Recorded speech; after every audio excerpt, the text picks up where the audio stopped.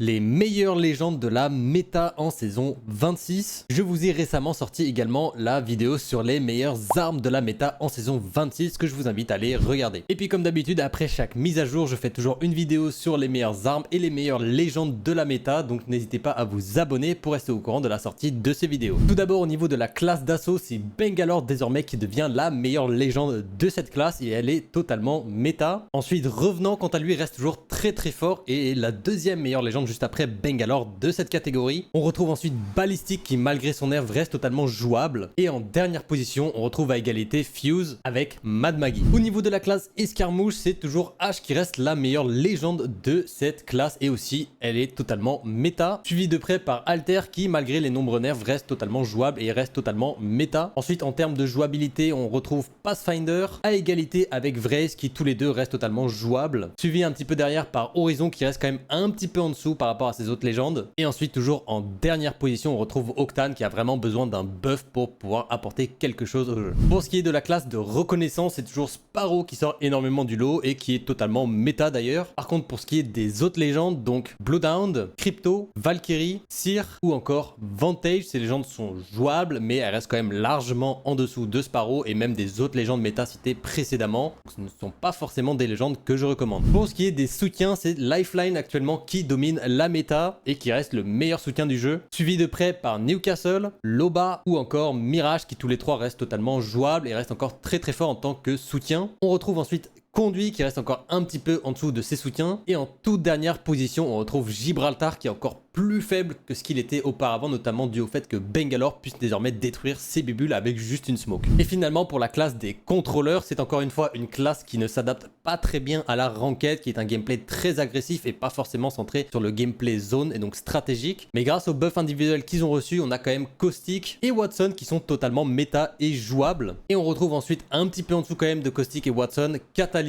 et Rempart. Faites-moi savoir ce que vous pensez de la méta actuelle dans les commentaires et puis comme d'habitude n'oubliez pas de like la vidéo, de la partager mais surtout de vous abonner pour plus de vidéos sur la méta, sur l'actualité d'Apex Legends, du contenu pédagogique et du contenu à haut niveau sur le jeu. Ça me soutient énormément, merci à vous et on se retrouve très bientôt pour une nouvelle vidéo.